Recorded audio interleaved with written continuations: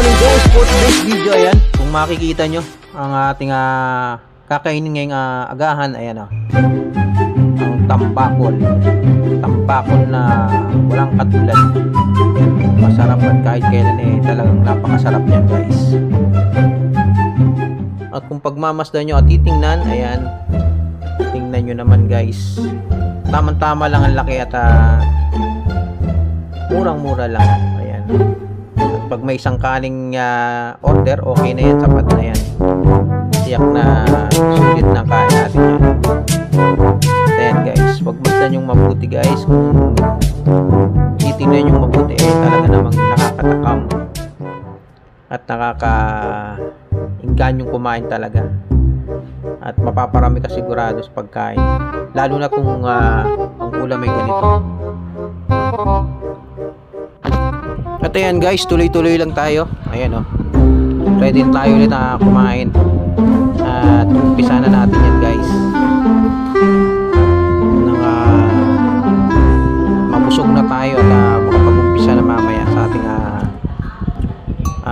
project na gagawin. At ayan, tinanggal ko na sombrero guys. Mag-uumpisa na tayo. Mag-uumpisa na tayo, lantakan ng ating pagkain ngayong agahan. Ayan guys. At kung makikita nyo sa bandang gilid ko, meron diyang mga kasama ko na alam mo na kumakain din sila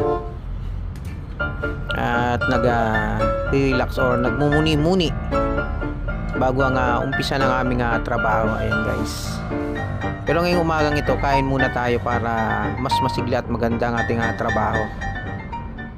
Tinitiyak natin maayos yan guys. At nakikita nyo naman, pinainggit pa ang ulam natin. Ulam natin adobong tambakol. At masarap talaga ang ulam yan, lalo na kapag sa probinsya. Sariwan-sariwa guys ang isda na makakain at mga ulam. Pagkagaling pa lang sa panghuli ng mga manging isda, tatanggalan mo, inisan mo lang yan. Tatanggalan mo lahat ng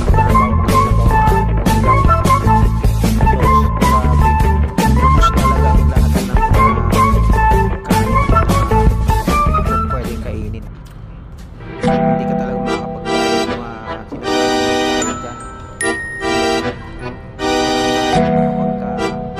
ang mga pagkain talagang maliwag presko. At maalala ko rin mga elementary kami, kapag kumakain kami, yung pagkain namin binabalik sa dahon ng saging. Napakasarap kumain kapag ang pagkain sa dahon ng saging.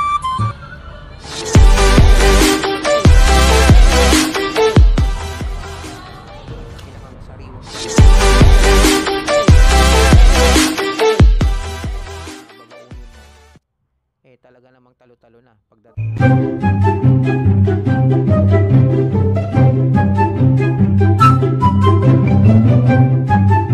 At ayan guys, pag sa probinsya talaga, kung makikita nyo mga pagkain dyan, lalo na kapag halimbawa may mga trabaho, yan, pagka may nilutang sinawang isda, tuloy-tuloy lang tayo sa ating pagkain ng agahan. At balik tayo sa kwento ng probinsya. Pag kumakain talaga doon, matik na yan, alam mo na.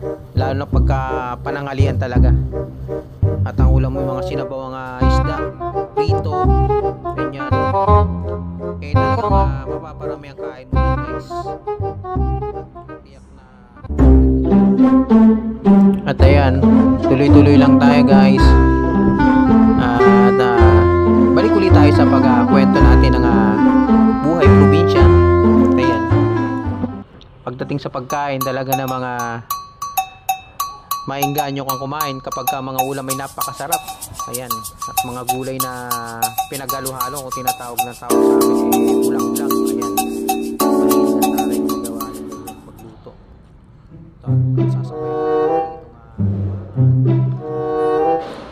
At talaga namang mapaparami ka ng kain guys pagka ganun talaga mga ulam.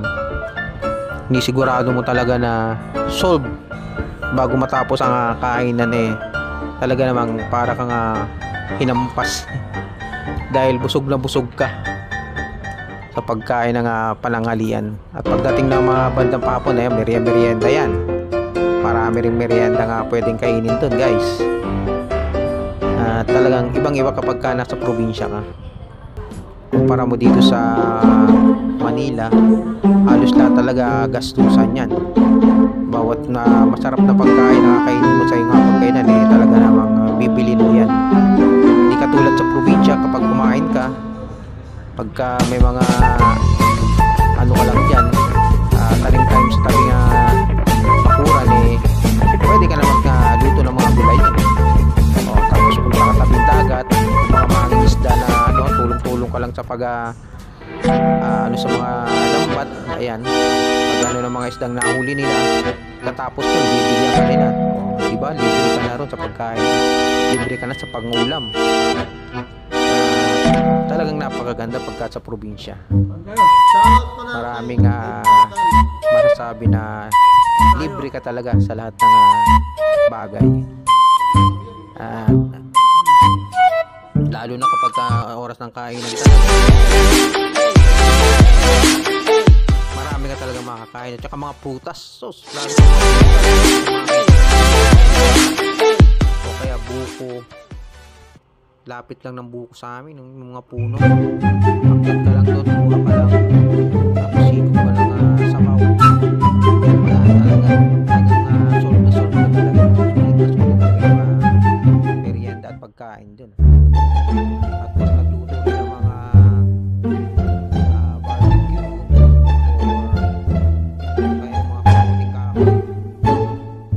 Talagang masasabi ko